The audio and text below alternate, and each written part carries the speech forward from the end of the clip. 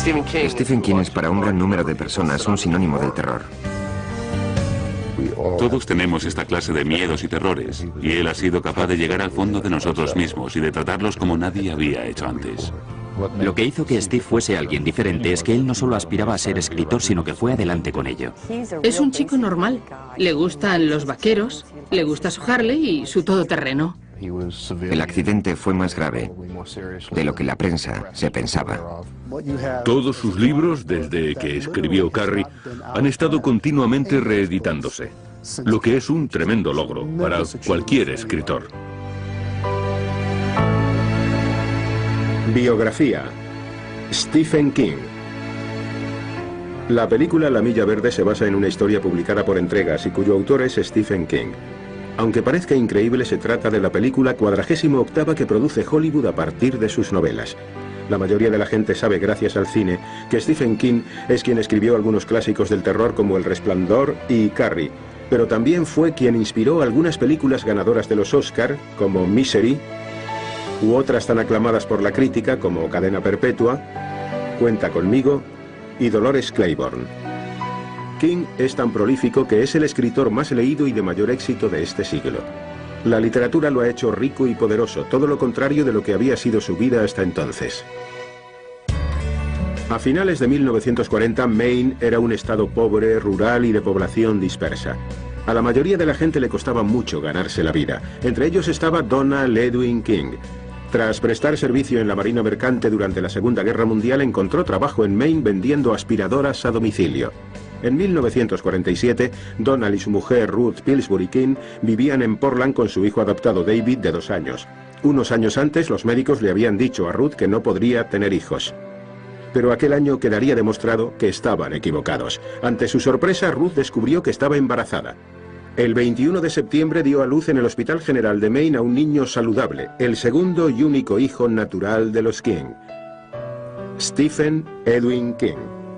Los King recibieron con agrado la noticia y retomaron sus vidas.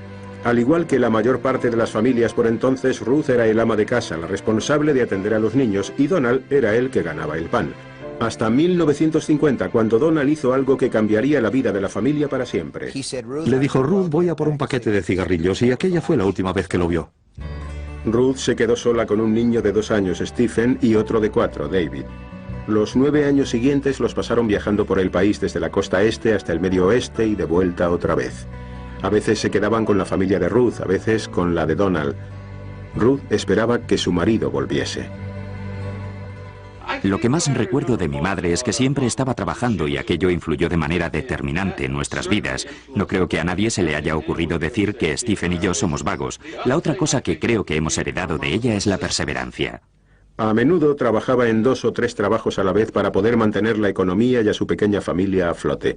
En ocasiones Ruth no podía ni pagar a una canguro para que cuidase de los niños mientras ella trabajaba. Por lo que sé, David le leía algo a Stephen, y luego Stephen le leía a él. Así cuidaban el uno del otro. Luego ella llegaba a casa y les hacía preguntas para asegurarse de que habían estado leyendo. Por entonces tendrían 4, 5 o 6 años. Eran muy pequeños. Stephen y David se nutrían de una clase especial de libros, sobre todo relatos de misterio y algunos de los primeros cómics de terror que se publicaron, como los cómics CC. Uno de los libros favoritos de Stephen era el clásico de terror Drácula. En 1958, Ruth regresó a Durham, en Maine, donde hizo un trato con su familia.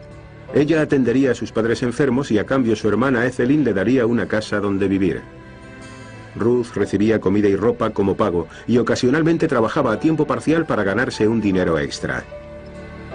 Los King eran excepcionalmente pobres incluso para la media de Durham. Su casa no tenía tuberías y en los fríos inviernos de Maine, Stephen y su hermano iban a la casa de su tía para darse un baño caliente.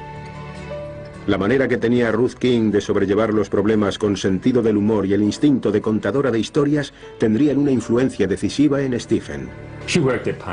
Trabajaba en Pineland con deficientes mentales. Para poder aguantar aquello, tenías que tener cierto sentido del humor ante cosas que realmente no hacían ninguna gracia. En 1959, David y Stephen añadieron a su amor por las palabras la confianza que habían aprendido de su madre. David descubrió con 13 años una antigua multicopiadora y empezó a escribir un boletín informativo local, el Dave's Rack, que vendía a 5 centavos. Stephen contribuía con reseñas de los espectáculos de televisión y relatos cortos. Quizás eran los niños más pobres de la ciudad, pero no eran desconocidos. Dave lo quería hacer todo, y Stephen era el lector. Era un niño grandullón y patoso. Iba caminando con un libro en la mano, y temíamos que no llegase a su destino. Con 11 años, Stephen medía más de 1,80 m, era torpe, falto de coordinación y muy miope. Pero sus compañeros de la escuela de primaria de Durham lo admiraban por la cantidad de cosas que había leído. Los 3 miembros de mi familia éramos grandes lectores. Recuerdo que cuando vivíamos en Durham y llegaba alguien a la hora de cenar, siempre nos encontraba a los 3 sentados en la mesa leyendo cada uno su libro de bolsillo.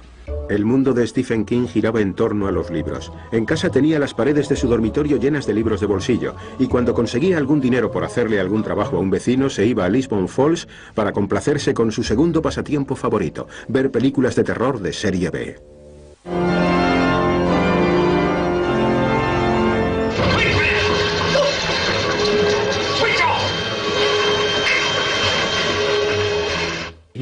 Le encantaban las revistas y las películas de terror. Casi todas las películas que íbamos a ver eran películas de terror. Le encantaba sentir miedo. Creo que intentaba hacerle frente al miedo. Quería demostrar que no lo tenía. Cuando no podía ir al cine, iba a casa de sus amigos y se quedaba hasta tarde viendo películas mexicanas de terror y The Twilight Zone en la televisión, siempre diciendo que los monstruos, demonios y vampiros que les hacían gritar a sus amigos no le asustaban. Pensé que tenía que darle una lección a Steve por hacerse el valiente paseando junto a la iglesia. Así que vine a hurtadillas por este campo y entré en ella. Y entonces vi a Steve venir por la calle silbando a las 2 de la madrugada y salí de la iglesia gimiendo como un alma en pena. Steve se tiró al suelo y empezó a arrastrarse hasta que quedó sin respiración.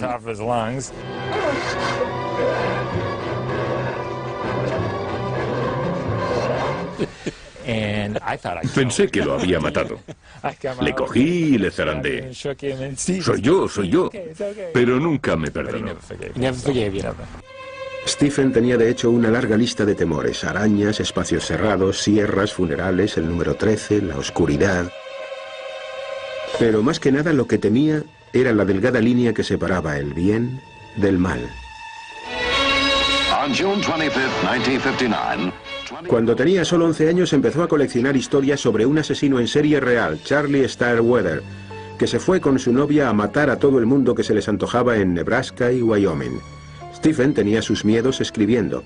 En 1960 descubrió que su pasión por escribir quizás no era tan casual, pues cierto día encontró un baúl en el ático de su abuela y ante su sorpresa descubrió que su padre había aspirado a ser escritor, pero había recibido muchas negativas de distintas revistas. Las cartas sugerían que tenía gran talento y le pedían que enviase otras historias. Un día le pregunté a mi madre qué eran y por qué las guardaba. Se rió y dijo: Stephen, tu padre no era constante en nada, por eso huyó del matrimonio. Stephen empezó a enviar sus propias historias a las revistas y empezó su propia colección de cartas de rechazo. Pero a diferencia de su padre, no dejó de escribir. Estaba decidido a seguir adelante hasta que le publicasen algo.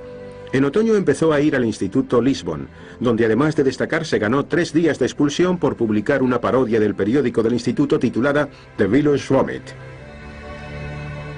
También aprendió a tocar la guitarra y formó un grupo.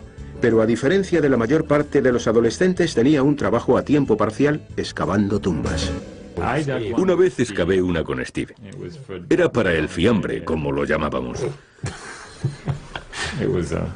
El hombre que murió era un tal señor Newell. No sé si Steve lo enterró o no, pero lo que sí hicimos fue excavar la tumba. Mi padre era el guarda de un pequeño cementerio, así fue como conseguimos el trabajo. Nos pagaron entre 27 y 54 euros, lo que para principios de los 60 era una tremenda cantidad de dinero. El trabajo le sirvió a Stephen para escribir un relato corto, Yo fui un ladrón de tumbas, un cuento sobre un huérfano que roba los cuerpos de las tumbas para un científico loco. En 1965 la Comics Review aceptó la historia y la publicó. No recibió ningún dinero, pero por fin le habían publicado. Stephen fue un buen alumno en el instituto, gracias a lo cual obtuvo una beca para ir a la Universidad de Drew, un colegio metodista de Nueva Jersey. Su madre no podía permitirse los gastos, así que en 1966 Stephen siguió los pasos de su hermano y se fue a la Universidad de Maine en Orono.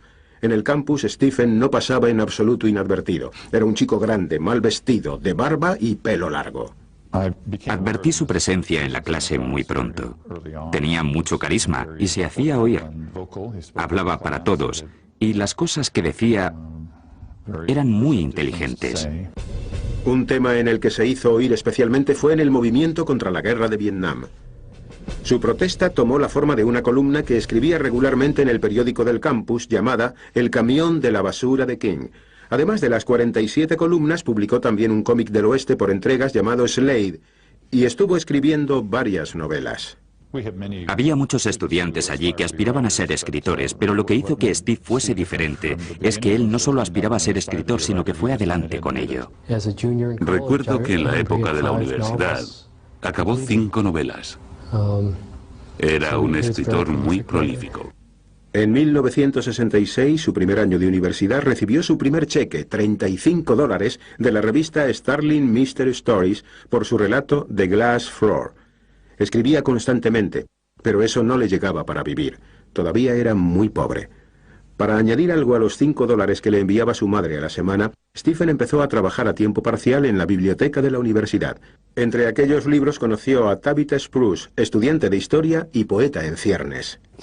Era el estudiante más pobre de la universidad de todos los que conocí. Por entonces calzaba chancletas de goma porque no podía comprarse zapatos. Tabitha era la tercera de 10 hijos de una familia obrera de Old Town en Bangor. Los dos compartían la pasión por los libros y la escritura.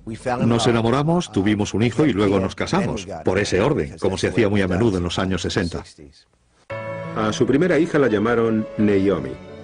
En enero de 1971, cuando Stephen obtuvo el título, se casaron. La familia se instaló en un tráiler en Hermon, Maine, en las afueras de Bangor. King esperaba obtener un trabajo como profesor, pero no tuvo suerte. En vez de eso, obtuvo un trabajo en una gasolinera por un sueldo miserable y trabajó también en una lavandería en Bangor por unos 80 euros a la hora. Tabitha iba a trabajar al Dunkin' Donuts por la noche. Había momentos cuando estaba trabajando en la lavandería New Franklin de Bangor en que me sentía deprimido, porque pensaba que lo único que había conseguido tras estudiar en la universidad era reproducir la vida de mi madre. El poco tiempo que le quedaba a Stephen después de pasarse el día trabajando y de hacer de padre lo pasaba en la máquina de escribir. Pensaba que aquel podía ser su pasaporte para salir de la pobreza. Finalmente, en otoño de 1971, consiguió un trabajo como profesor de inglés en la Academia Hamden. Tenía un sueldo de $4.600 al año, 5.000 euros, bastante decente, pero era también su pesadilla personal. Tenía suficiente dinero para ir tirando, pero era un escritor frustrado. Ni en sueños se había imaginado cómo le iba a cambiar la vida.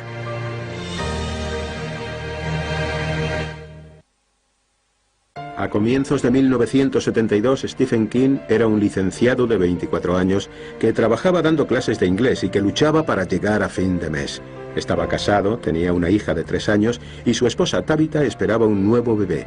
Vivían en una caravana alquilada.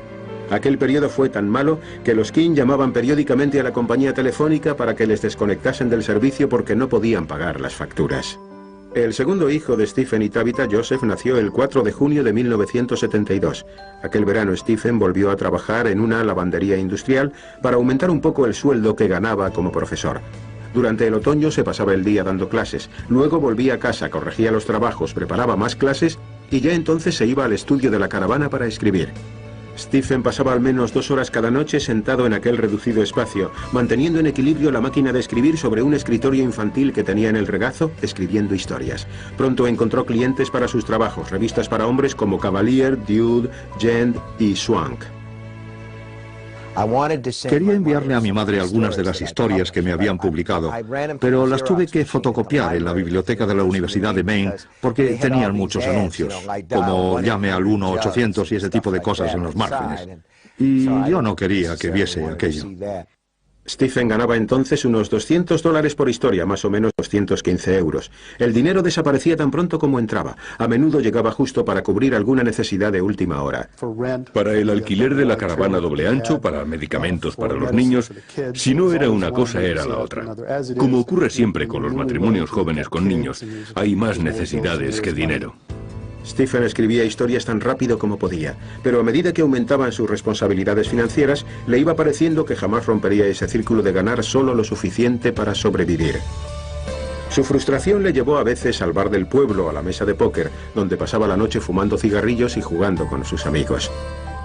Pero aquello todavía originaba más estrés en casa. Creo que me enfadaba más por los $5 que se gastaba todas las semanas en tabaco que por ninguna otra cosa. Lo que me ponía furiosa era que se quemara literalmente el dinero. Los libros siempre habían sido el refugio de Stephen, que a menudo se encerraba en ellos. Pero ahora tenía que afrontar el hecho de que ni libros podía comprar. A veces discutíamos por qué se compraba un libro de tapa dura, porque esos libros eran muy caros para nuestro presupuesto. Justo cuando parecía que las cosas no podían estar peor, Steve descubrió que había hecho una amistad muy valiosa. Bill Thompson, un editor veterano de Doubleday, aceptó leer 3 de sus manuscritos, pero Steve no lograba convencerle de que se los publicase. Llevaba un tiempo sin saber de él, y alguien me dio un día por casualidad un calendario de música country. Se lo envié y le dije, ¿te has dado cuenta de que tu cumpleaños coincide con el de A.J. Carter de la familia Carter? La verdad es que aunque no sepa nada de ti, no quiero verte en la lista de Simon y Schusters. Stephen estaba trabajando en un relato corto que esperaba venderle a Cavalier, una revista para chicas, por unos $100. Trataba de una tal Carietta White, la hija retrasada de un fanático religioso, una chica marginada por los jóvenes. Pero Steve pensó que no sabía lo suficiente sobre chicas adolescentes para describir aquel personaje, así que lo descartó. Lo echó a la papelera. Echó la primera parte a la papelera y cuando la estaba vaciando lo cogí y vi que era un bloque significativo de papeles. Así que me los leí. Stephen todavía pensaba que era un fracasado, pero ante la insistencia de Tabitha lo terminó y se lo envió a Bill. Era su novela Carrie. Y pensé que aquello realmente merecía la pena, que se podía hacer algo. Así que le dije, odio tener que decirte esto, pero podrías volverla a escribir. Vamos a ir adelante con ella, merece la pena arriesgarse. Stephen hizo los cambios, volvió a enviar el manuscrito y se entregó de nuevo a sus preocupaciones por pagar las facturas. Los Kim volvieron a pedirle a la compañía de teléfonos que les desconectase el suyo. Un día, cuando estaba en la sala de profesores, sonó una voz por el altavoz diciendo, «Señor King, ¿podría venir al despacho? Tiene una llamada de su mujer». Y salí disparado con el corazón a 1000 revoluciones golpeándome en el pecho, porque pensé que solo podían haber ocurrido 2 cosas. O bien le había pasado algo al bebé, o bien había vendido el libro. Había recibido un telegrama de Bill Thompson. Nos tuvo que enviar un telegrama porque no podía llamar, no teníamos teléfono. Y el telegrama decía, Carrie, oficialmente libro de Doubleday. Todo el futuro por delante. Saludos, Bill Thompson. Y como postdata, $2.500, ¿está bien? Interrogante. $2.500 estaba estupendo. Aquello nos parecía una fortuna. Doubleday sacó Carrie a la venta en abril de 1974. Stephen y Tabitha se trasladaron a un apartamento en Bangor, Maine, e instalaron un teléfono. Stephen hasta coqueteó con la idea de dejar la enseñanza, pero no se hacía grandes ilusiones sobre el negocio de los libros, no creía que pudiese depender de él para vivir. Lo que no sabía es que el Departamento de Derechos Subsidiarios de Doubleday estaba hablando con New American Library, una editorial de libros de bolsillo. Esta editorial también encontró la historia de Carietta White muy atractiva. Creo que su primera oferta fueron $200 o $250.000 por los derechos para editar en rústica. Aquello nos dejó sorprendidos. Aunque Bob Bunker, el responsable de derechos subsidiarios de la empresa y un gran jugador de póker, dijo, la verdad es que esperábamos más. Le pregunté a Bill, ¿cuánto? Y me dijo, 6 cifras, $400.000. El teléfono estaba en la pared de la cocina. Me fallaron las piernas y me dejé caer apoyado contra la pared. Recuerdo que se me salió la camisa de los pantalones y que caí de culo contra el linóleo. Por aquel entonces, la política de Doubleday era dividir el dinero de las ventas en rústica a partes iguales con el autor. Stephen ganaría $200.000, unos 215.000 euros, suficiente para dejar la enseñanza y dedicar todo el tiempo a escribir. Pero una de las personas que más le importó a Stephen nunca pudo disfrutar de su éxito. Su madre había visto el manuscrito de Carrie y sabía que Doubleday lo iba a publicar, pero nunca vio el libro. En diciembre de 1973, tras una dolorosa batalla contra el cáncer de pulmón, Ruth King murió. Tenía 59 años. Por fin había conseguido algo importante, pero su madre solo pudo atisbar parte de ese triunfo. Le hubiera gustado que hubiera vivido más tiempo para poder verlo convertido en un escritor de éxito. El éxito de las ventas de Carrie en rústica fue posterior a su muerte, y él debió de sentir remordimientos porque nunca llegaría a verlo llegar lejos. Fue un funeral triste. Stephen estaba destrozado, sobre todo cuando se enteró tras la muerte de su madre de que los $5 que le enviaba por semana para que fuese a la universidad le suponían pasar sin comer. Pero también se dio cuenta de que había heredado mucho de ella. Ruth trabajaba mucho y era perseverante, y con aquellas mismas cualidades él había conseguido lo que quería. Pero Stephen tenía que luchar contra otro demonio. ¿Llegaría a ser un número 1? En 1973, Stephen King, entonces con 26 años, recibió un anticipo de $200.000, 215.000 euros, en concepto de derechos por las ediciones en rústica de Carrie, un libro que inicialmente había tirado a la papelera. Pasó de ser un profesor de inglés con dificultades para llegar a fin de mes a escritor publicado con suficiente dinero para dejar su trabajo y hacer lo que había soñado desde que tenía 11 años, dedicar todo el tiempo a escribir. Aquello le permitió por primera vez en su vida satisfacer sus caprichos. Recuerdo que, cuando aún no estaba licenciado, decía que cuando vendiese su primera novela se iba a comprar un Cadillac rosa descapotable, creo, y que iba a darse una vuelta por el campus en su flamante coche. King decidió no comprárselo rosa, sino rojo, blanco y azul. Aunque era lo suficientemente humilde como para no ir con él cuando iba a ver a sus amigos de Durham. Y llegó con aquella especie de coche de choque, todo oxidado, un coche feísimo. Le daba vergüenza venir a casa con aquel Cadillac despampanante, rojo, blanco y azul. Así que vino con aquel coche de $100. El dinero no cambió tanto a Stephen. Seguía siendo modesto y todavía tenía miedo de no llegar a ser nunca un escritor de éxito. Con Carrie, pensaba, quizás había tenido suerte, pero no sabía si llegaría a estar siempre entre los primeros. No era tonto, y creo que pensó, lo he conseguido, pero todavía puedo perder. Voy a disfrutarlo mientras dure. Stephen escribía constantemente y producía unas 1500 palabras al día. La inspiración le venía de la gente que conocía, de los incidentes que le ocurrían en la vida diaria en el mundo rural de Maine. Su siguiente libro, El misterio de Salem Slot, era una historia sobre Drácula ambientada en una pequeña ciudad de Maine. Le envió el manuscrito a Doubleday. La editorial compró el libro y vendió los derechos de su edición en rústica por $500.000, 540.000 euros. De nuevo, Stephen obtuvo la mitad. Las dos primeras novelas le habían proporcionado $500.000, 540.000 euros, una magnífica cifra para un joven escritor, y todavía le quedaba la promesa de más dinero por las películas. Tras el éxito de La semilla del diablo, las películas de terror estaban de moda en Hollywood y la Columbia Pictures apostó por su primer libro, Carrie. Pero King no podía quitarse el miedo de que iba a fracasar en lo que más deseaba. Pensó que un cambio de ambiente le vendría bien para obtener inspiración, y por primera vez en su vida tenía la libertad financiera para dejar Maine. En el otoño de 1974, los King se subieron a su nuevo Cadillac y se dirigieron hacia Boulder, en Colorado. En Boulder, Stephen tuvo dificultades para centrarse en el trabajo. Empezaba una historia tras otra, pero nada cuajaba. Pensando que quizás le vendrían bien un par de días de descanso, preguntó a los lugareños dónde podían pasar él y su familia un fin de semana tranquilo, y la gente le recomendó el Hotel Stanley en Estes Park. El hotel estaba a punto de cerrar para la temporada de invierno. Se registraron en recepción y prácticamente tenían el hotel para ellos solos. La imaginación de King empezó a trabajar a toda máquina. Paseando por el pasillo, se fijaba de repente en la manguera enroscada. Entonces su imaginación la veía caer al suelo y cobrar vida. Empezó a trabajar en la historia de un niño con poderes paranormales que peligra de ser poseído por el diablo en el hotel encantado Overlook y cuya vida está amenazada por su padre borracho.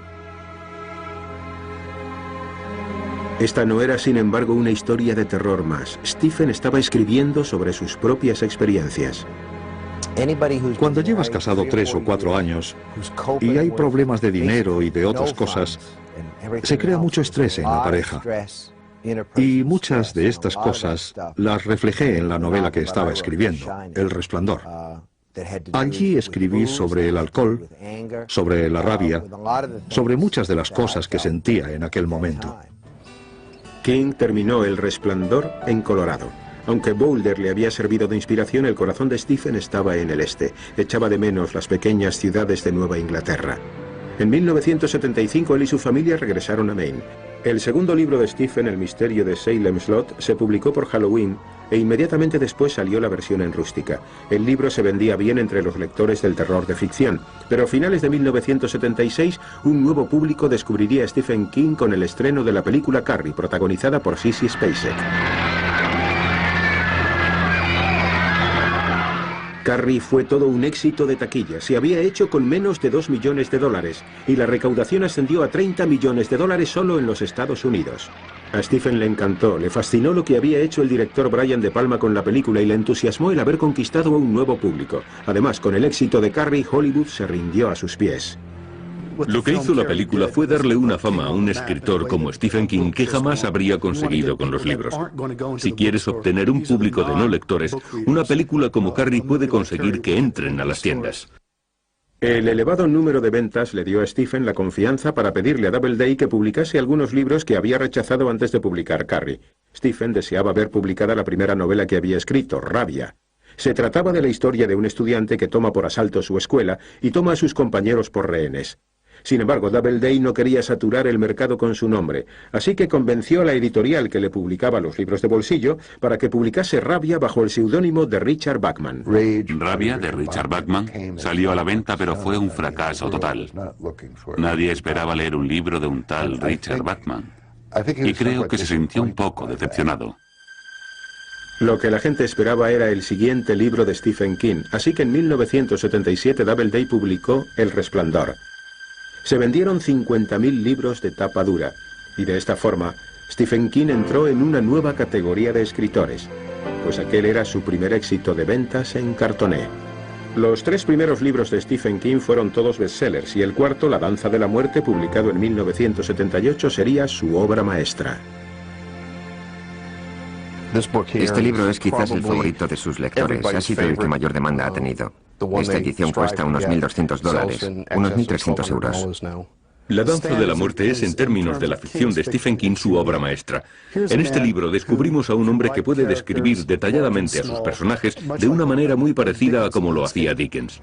La danza de la muerte es una novela apocalíptica sobre una epidemia de gripe que mata a la mayor parte de la población. Los supervivientes se ven envueltos en una batalla del bien contra el mal. El manuscrito original tenía 1.200 páginas y pesaba 5,5 kilos. Doubleday se negó a publicarlo hasta que Stephen le quitase 400 páginas. Stephen le había hecho ganar millones a Doubleday y creía que tenía derecho a decir la última palabra. Pero la editorial insistió. Para empeorar las cosas, tenía un contrato por el que recibía un sueldo que le iban aumentando de vez en cuando y apenas veía su parte de los beneficios. Pero lo que le enfadó de verdad a Stephen fue cómo trataron los ejecutivos de Doubleday a su escritor número 1. Cada vez que venía a Nueva York a verme y a hablar de un manuscrito, e íbamos andando por los pasillos, aparecía algún directivo que no le reconocía. Y yo tenía que presentárselo. En 1978 dejó Doubleday y negoció un trato con la New American Library, su editorial en cartoné. La editorial le dio $2,5 millones, unos 2.750.000 euros por adelantado por los 3 libros. Muchas cosas habían pasado desde que 7 años antes aquel escritor había llorado de alegría al recibir $2.500 en concepto de adelanto por Carrie. Jamás volvería a ser un escritor con dificultades, tenía dinero y fama, pero pronto se habría de dar cuenta de que la buena suerte tenía un precio. En 1978, Stephen King, de 31 años, era el escritor más leído de Estados Unidos. Sus 4 primeros libros le habían hecho millonario. Ahora Stephen, su esposa Tabitha y sus 3 hijos podían vivir donde quisieran. pero decidieron quedarse cerca de su hogar de origen, Maine. Alquilaron una casa a las afueras de Bangor, en Orrington, al lado de una carretera en la que no tardarían en descubrir el peligro. De hecho, habían muerto tantos animales atropellados por los camiones que había un cementerio para ellos en el bosque situado detrás de la casa de Stephen. Algún niño cogía un carrito, metía al animal, lo transportaba hasta aquí y se celebraba la ceremonia. Se excavaba la tumba, se enterraba, se ponía un cartel y luego se hacía una pequeña fiesta. Cuando Smaky, el gato de la familia, fue atropellado, también lo enterraron aquí. Y luego los King sufrirían la peor pesadilla de cualquier padre, pues su hijo más pequeño estuvo a punto de morir en la carretera. Igual que muchos de los peores temores de Stephen King, la historia se convirtió en novela, Cementerio de Animales, la historia de un padre que rescata a su hijo de entre los muertos y debe sufrir las consecuencias.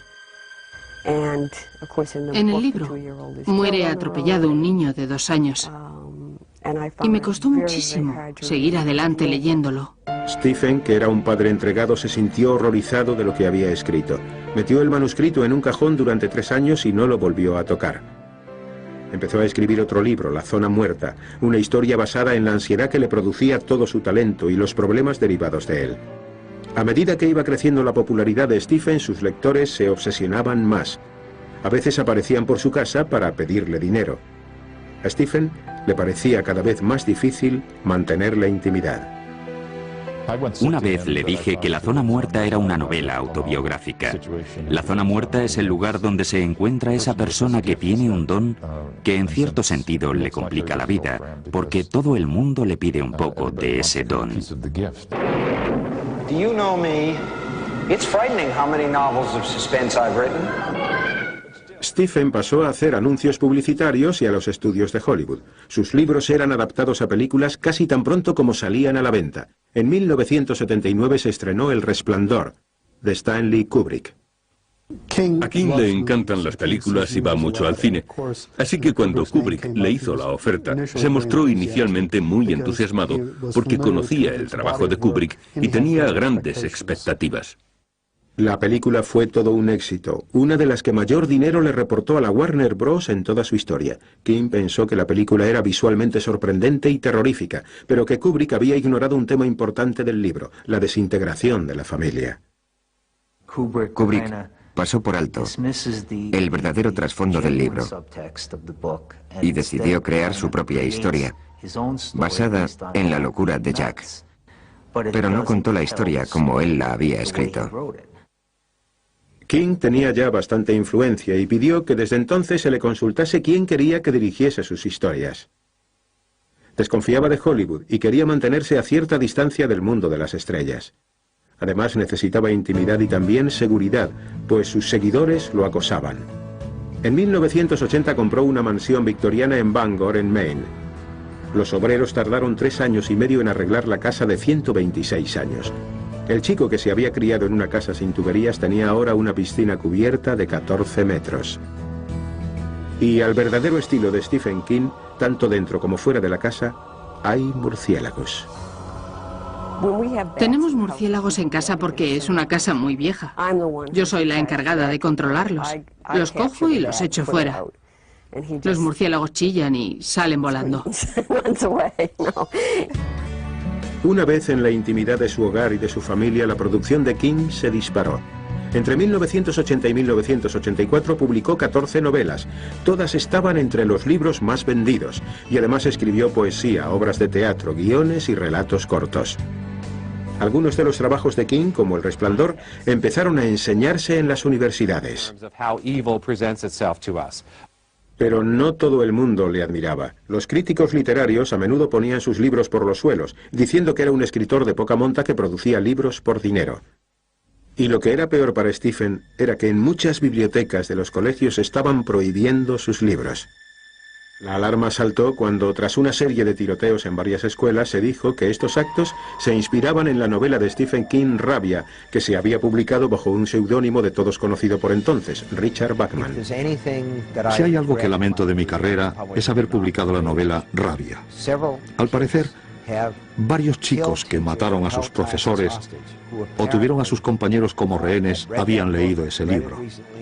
Ocurrió con un chico en Kentucky y en varias ocasiones más. Pero King no se arrepiente de ninguno de sus otros libros. De hecho, es uno de los principales defensores de la libertad de expresión. Y en 1986 encabezó una campaña contra la prohibición de los libros en una concentración celebrada en Virginia Beach. Ese mismo año Stephen se haría conocer como alguien más que el rey del terror. Uno de sus relatos cortos, El cuerpo, se estrenó en el cine bajo el nombre de Cuenta conmigo, de Rob Reiner.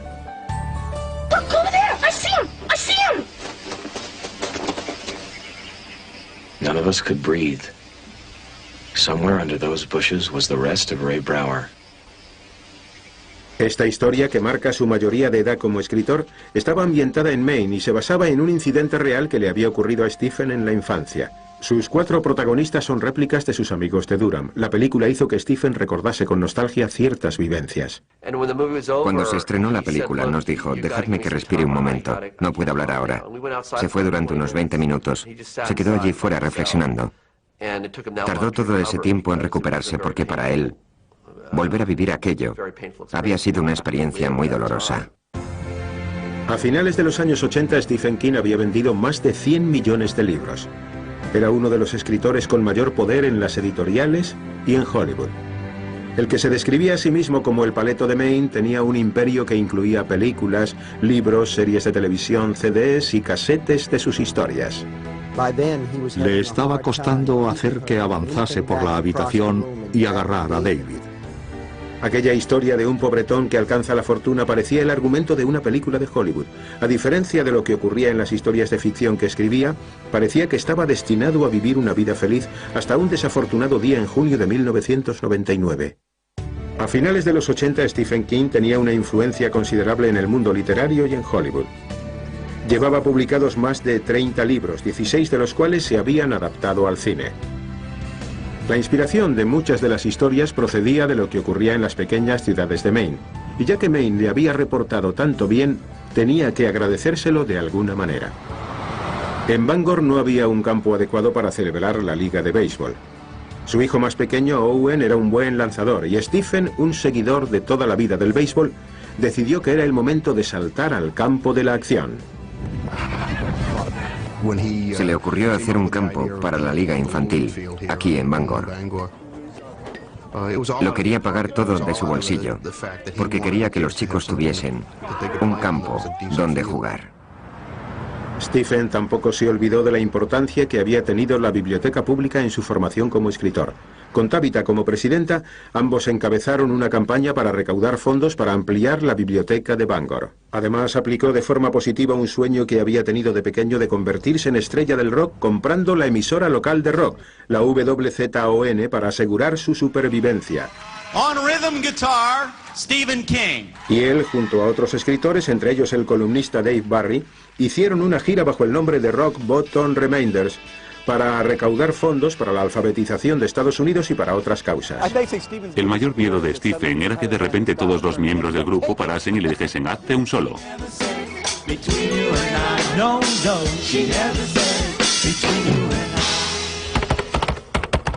Aparte de los solos, parecía que Stephen había superado muchos de los temores personales que le torturaban. Nunca más había tenido que luchar para ganarse la vida o preocuparse por el fracaso o su incapacidad para ser el padre o el hombre de familia que deseaba ser. Podía escribir por el simple placer de hacerlo, y sus obras ganaban cada vez más respeto. La película Misery, de 1990, basada en su novela de 1987, fue candidata a 4 Oscars de la Academia.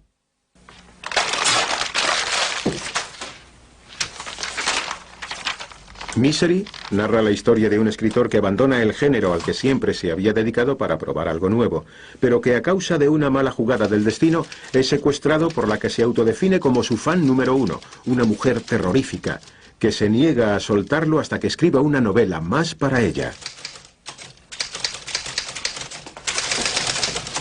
I'm sorry, Paul, this is all wrong. What? You'll have to do it over again. It's not worthy of you. Throw it all out. Except for that part of naming the gravedigger after me. You can leave that in. I really value your criticism. El excesivo celo de sus fans no era algo desconocido para Stephen. A pesar de las medidas de seguridad, una noche de abril de 1991, alguien entró en su casa mientras que estaba fuera y Tabitha se encontraba sola.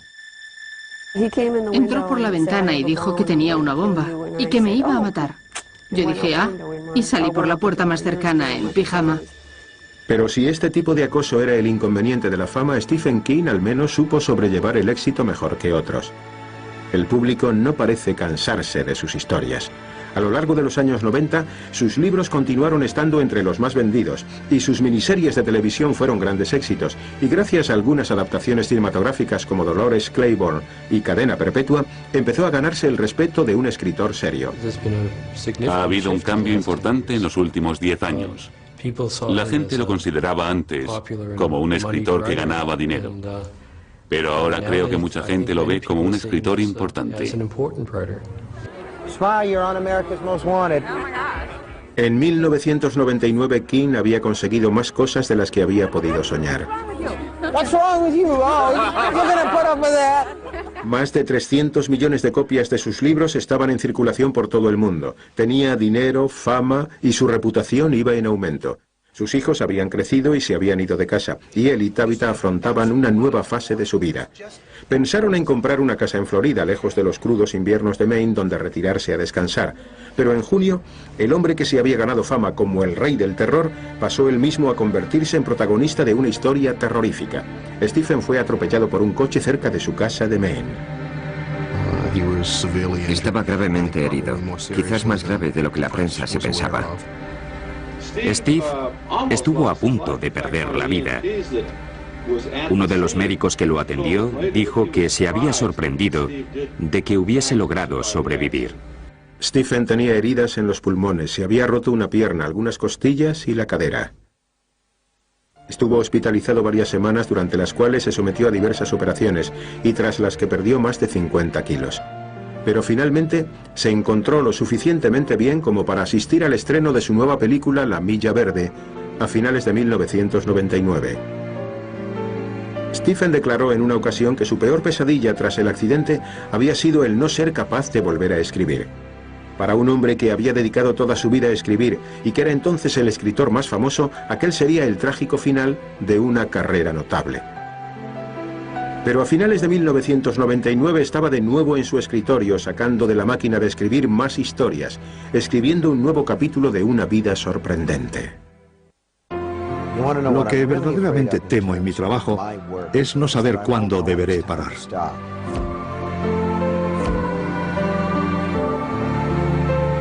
A menos que los años le hagan calmarse un poco, seguirá escribiendo el mismo tipo de libros.